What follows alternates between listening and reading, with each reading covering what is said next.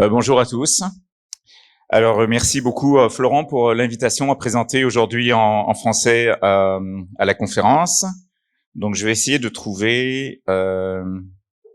voilà, c'est parfait. Donc, aujourd'hui, je vous présenterai un projet qui est assez conceptuel. Comment on peut appliquer une approche prévisionnelle à l'exploration minière? Comme vous savez, l'intelligence artificielle, c'est très à la mode aujourd'hui. Tout le monde en parle. En fait, notre société, Azimut, on travaille depuis 20 ans à appliquer la modélisation prévisionnelle à l'échelle du Québec pour optimiser le processus de découverte de gisements miniers. Donc, brièvement, ce qui caractérise Azimut, il y a trois parties principales. Azimut a un portfolio d'exploration qui est de qualité. On est le principal détenteur de claims miniers au Québec et nous sommes concentrés sur l'exploration pour l'or, pour le cuivre, pour le nickel et pour le lithium. Azimut bénéficie d'une découverte qui a été faite en 2019. C'est sur le projet Elmer qui appartient 100% à la société et on avance vers le calcul initial d'une ressource aurifère. L'ensemble de nos activités est vraiment soutenu par une méthode qui a été développée au sein d'Azimut qu'on appelle Aztec Mine et c'est une modélisation vraiment prévisionnelle qui fonctionne, qui est complètement une opération de routine actuellement pour générer des projets de qualité à l'échelle du Québec.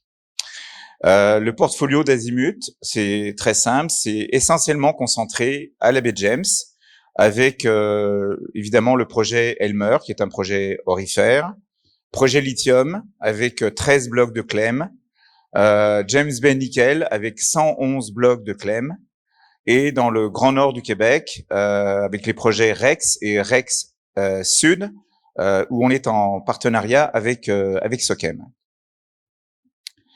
Donc, pour revenir au thème de la présentation, il y a quatre parties principales. Quels sont les principaux défis pour l'exploration actuellement, pas seulement au Québec, mais globalement? En deuxième partie, quels sont les principes de traitement de données qui sont développés pour générer des projets? Comment c'est implanté de façon pratique et ça a conduit à quel type de résultats? Très brièvement, on pourrait avoir une conférence uniquement là-dessus, mais comme vous savez, aujourd'hui, dans le cadre de la transition vers l'économie verte, il y a une très forte demande pour les métaux critiques et stratégiques, notamment le cobalt, le nickel, le cuivre, le lithium, aussi le graphite, comme on le verra tout à l'heure. Mais c'est une demande qui est absolument énorme et ça pose un défi pour l'exploration minière à l'échelle mondiale. On a besoin de 3, 4, 5 fois plus de mines connues. Donc l'avenir est vraiment radieux, brillant pour à l'échelle mondiale pour les mines. On ne sait pas comment on va réussir la transition énergétique sans nouveaux gisements. Maintenant, ce qui est un peu paradoxal, c'est que non seulement on a besoin de beaucoup plus de gisements à l'échelle mondiale, mais on constate depuis en fait au moins 15 ou 20 ans qu'il y a une plus grande difficulté à trouver des gisements qui répondent à la demande. Donc on a besoin de plus de gisements, mais on en découvre de moins en moins d'importance. Ce qui est un peu paradoxal, c'est que dans le même temps, il y a une production absolument exponentielle en nouvelles données géoscientifiques, en données numériques. Et normalement, les données, c'est l'outil principal pour faire des découvertes quand on est en exploration. Mais malheureusement, les données ne nous aident pas à être plus efficaces. En fait, on est moins efficace, et ce qui est un paradoxe. Nous, depuis 2003, et vraiment c'est au cœur de l'activité de la compagnie, on utilise les données numériques pour essayer de renverser cette tendance, pour maximiser l'efficacité dans l'utilisation des données numériques pour parvenir de façon plus efficace à des découvertes.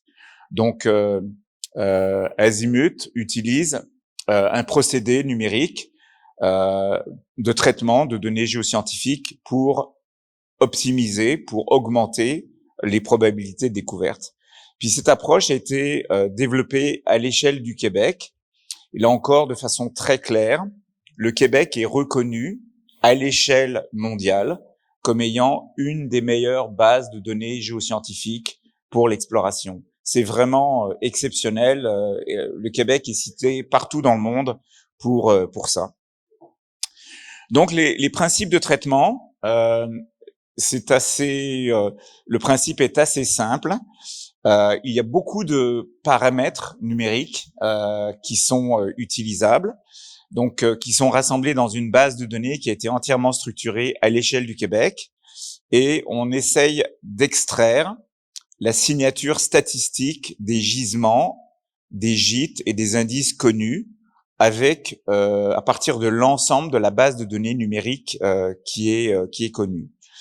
Donc c'est assez simple, mais on a divisé le Québec en pixels, en cellules de 200 mètres par 200 mètres, ce qui donne 87,5 millions de pixels de 200 mètres par 200 mètres, et on a jusqu'à 70 paramètres par pixel. Donc c'est une énorme base de données avec en gros 70 colonnes et 87,5 millions de lignes.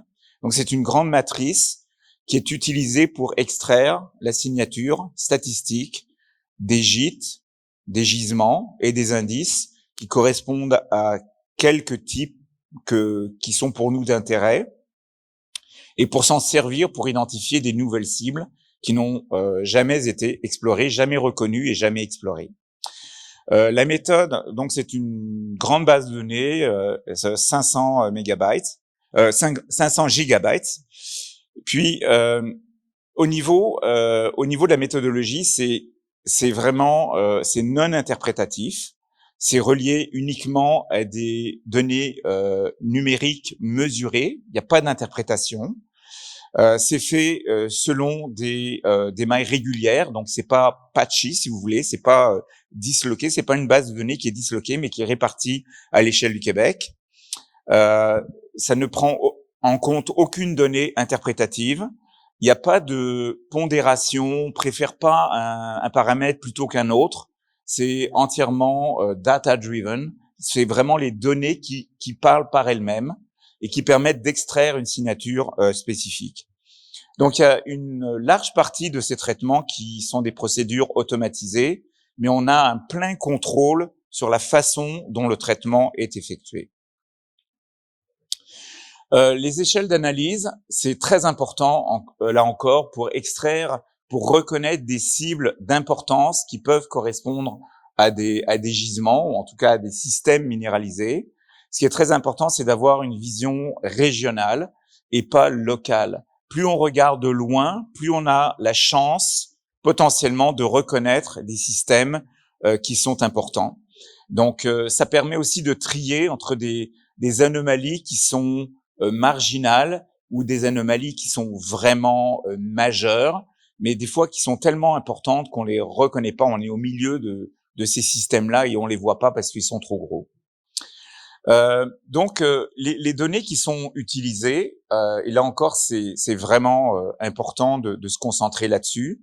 Ce sont les données géochimiques, d'abord, multi-élémentaires, en particulier les sédiments de fond de lac, qui sont un outil incroyablement efficace pour reconnaître des grands systèmes minéralisés à l'échelle du Québec. Les données géophysiques, donc le magnétisme, la gravité, l'électromagnétisme, la radioactivité. Évidemment, tous les autres paramètres, la géologie, le forage, la télédétection et la topographie digitale. Mais les deux éléments principaux au niveau traitement prédictif, c'est la géochimie multi-élémentaire et les données géophysiques. Donc, pour vous donner une idée de la richesse, de l'incroyable force de la base de données au Québec, vous avez ici à gauche une carte de points qui vous présente les fonds de lac qui ont été échantillonnés, donc à l'échelle de la province de Québec, sur 1,5 million de kilomètres carrés. On a environ 500 000 échantillons. Donc les petits points noirs, ce sont des lacs qui ont été échantillonnés à l'échelle du Québec. Et chaque lac a été analysé pour 50 à 60 paramètres géochimiques. Donc ça représente environ 12 millions d'analyses chimiques, et ça permet vraiment d'identifier quels sont le background en métaux associés à chacun de ces échantillons. Donc on peut faire des traitements vraiment sophistiqués qui permettent de faire ressortir des signatures de grands systèmes minéralisés. Cet échantillonnage de fond de lac, c'est complété par les échantillons de roches analysés à l'échelle du Québec et les observations géologiques. Sur la carte de droite, on voit une carte qui comporte 1 million de points. Donc on a une description précise de chacun de ces points. Donc c'est une incroyable force de traitement qu'on peut développer à partir de ces cartes-là. Il y a également la base de données des forages. Ça date de quelques années, mais on a une base de données qui comporte environ 150 000 trous de forage. Chaque point noir représente un forage. Comme vous voyez, l'Abitibi, c'est tellement foré à l'échelle du Québec que ça représente, on a l'impression que c'est tout foré. Évidemment, il y a encore beaucoup de place pour forer en Abitibi, comme il y a encore beaucoup de place pour forer à Timmins. Mais ça vous donne une très bonne idée de la connaissance géologique. On voit qu'il y a une grande partie du Québec encore qui reste inexplorée, avec beaucoup de forages à faire encore pour arriver jusqu'à la densité connue en Abitibi. Donc ça vous montre un peu le rapport qui existe entre une connaissance théorique avec les grands levés régionaux comme la géochimie de fond de lac et la géophysique d'une part, et la connaissance géologique réelle qu'on a à travers les forages. Il y a encore beaucoup de potentiel au Québec, comme en Ontario d'ailleurs.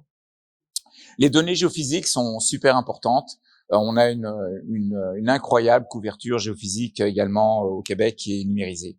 Donc tout ce travail-là, en fait, c'est numérisé avec des cellules à l'échelle du Québec de 200 mètres par 200 mètres. Donc ça nous donne une énorme force de traitement pour extraire des signatures et générer de nouvelles cibles d'exploration. Donc rapidement, en fait, il y a trois étapes principales. On fait du traitement de données, donc on arrive à sortir une signature statistique pour différents types de gisements. Ensuite, il y a une étape qui est plus empirique. On fait tout simplement une hiérarchisation des cibles. On regarde quelles sont les composantes des signatures, la force, le contraste anomalique par rapport aux zones qui sont considérées comme stériles, la dimension des cibles, leur forme et aussi l'historique de l'exploration. Est-ce que ce sont des cibles qui ont déjà été explorées ou pas? Puis, ce qui est le plus important, c'est pas juste de faire de la prédiction, mais il faut que les prédictions soient validées sur le terrain. C'est ça le plus important. Aujourd'hui, il y a beaucoup de sociétés, beaucoup de consultants qui font de la prédiction, mais il y a une coupure drastique, on n'entend plus jamais parler de validation. La grande force de la société, c'est d'avoir combiné une force de prédiction avec une force de validation sur le terrain. C'est vraiment ça qui fait la différence. On a 20 ans d'expérience pour la validation de cibles qui ont été modélisées de cette façon-là. Donc, Azimut, ce qu'on a fait depuis 20 ans, on a fait des modélisations à l'échelle du Québec pour plein de types de gisements différents, pour l'or, pour le nickel, pour le lithium, pour l'uranium, pour les terres rares, etc. Province par province géologique. Donc, ça nous donne vraiment une vision en profondeur sur le potentiel minéral à l'échelle du Québec. Maintenant, de façon concrète, je vais regarder l'heure parce que au niveau donc ça a été appliqué à plusieurs types de métaux. Par exemple, pour l'or, il y a eu plusieurs modélisations qui ont été faites à l'échelle du Québec, mais si on se concentre juste sur la baie James, on arrive par exemple à capturer la signature de 51% des gisements et des prospects aurifères à l'échelle de la région qui était traitée, mais seulement dans 1,5% de la superficie qui a été analysée. Donc on arrive vraiment à capturer une signature très spécifique de ces systèmes minéralisés. Ça veut dire que en gros, sur 98,5% du territoire, c'est moins important pour nous. On se concentre sur le 1,5% du territoire analysé. Donc, c'est un outil de sélection qui est extrêmement puissant et qui permet de concentrer son travail dans les régions qu'on considère comme les plus prospectives. Donc, ça a été fait de la même façon pour l'uranium et pour le nickel. Maintenant, ce qui est important, c'est que dans le 1,5% qui reste, qu'on considère comme significatif, il y a des nouvelles cibles qui ont des signatures comparables qui n'ont jamais été explorées. Et c'est là-dessus qu'on se concentre. Donc, par exemple, pour l'uranium, on peut parler d'uranium parce que actuellement il y a un moratoire sur l'uranium au Québec, donc on peut en parler plus librement. Mais par exemple, une signature pour l'uranium dans les fonds de lac, mais avec une modélisation prévisionnelle, on arrive à se concentrer vraiment sur les parties les plus intéressantes des systèmes. Et vous voyez, on a fait des découvertes, disons, sur le terrain subséquentes. On est allé vérifier ces cibles et ça a tout de suite répondu selon le modèle prévisionnel. Et sans la valider vraiment à l'échelle du Québec, ça nous a conduit depuis 2003 à découvrir plus de 500 nouveaux prospects dans des régions qui étaient complètement inexplorées. Donc ça c'est les différentes zones qui ont été mises en évidence par Azimut depuis 20 ans. Donc on parle de plusieurs centaines de nouveaux prospects minéralisés. Et évidemment, plusieurs de ces prospects correspondent à des systèmes de plusieurs dizaines de kilomètres de long, avec un réel potentiel de développement. Je vais passer là-dessus, mais vous avez une liste de résultats significatifs. On pourrait passer la journée là-dessus, donc on a juste quelques minutes. Maintenant, simplement pour vous dire que Azimut continue à générer des projets. Actuellement, on a dans la région de la baie de James, un boom incroyable de l'exploration. Ça s'est jamais vu. L'essentiel de la région de la baie de James est stacké, couvert de clem, avec beaucoup d'explorateurs qui viennent du monde entier, avec un principal focus, c'est pour le lithium, mais il y a un potentiel pour le cuivre, pour l'or, et évidemment pour le nickel à l'échelle de la baie de James. C'est une région en pleine émergence, en pleine émergence. Puis on va en entendre parler à l'échelle canadienne, certainement à l'échelle mondiale pendant les prochaines années. C'est une activité de transformation radicale au Québec et ça va avoir un impact sur l'économie canadienne. Maintenant, Azimut a vraiment une position de leader à l'échelle de la baie de James. On est notamment associé avec Sochem sur plusieurs projets, cuivre, or et maintenant lithium. Mais dernièrement, on a généré un grand portfolio pour le nickel. On a 111 blocs de clem pour le nickel, avec un potentiel pour le cuivre, le cobalt et les platinoïdes. Donc, c'est tous les points rouges qu'on voit dans la région. Également, plusieurs projets lithium, dont certains sont travaillés avec Sochem en joint venture. Donc, les blocs en vert, c'est pour le lithium. Et là encore, vous allez entendre parler beaucoup de lithium à l'échelle de la baie de James pour les prochaines années. C'est une activité en pleine émergence. Donc, conclusion, Azimut est un des leaders et certainement un des principaux leaders pour la modélisation prévisionnelle appliquée à l'exploration minière. Puis notre terrain d'expérimentation, si vous voulez, c'est vraiment le Québec. On n'en est pas du tout à une phase expérimentale, c'est pas comme accidentel, ça fait vraiment partie du code génétique de la compagnie de faire du traitement de données appliqué à la génération de projets.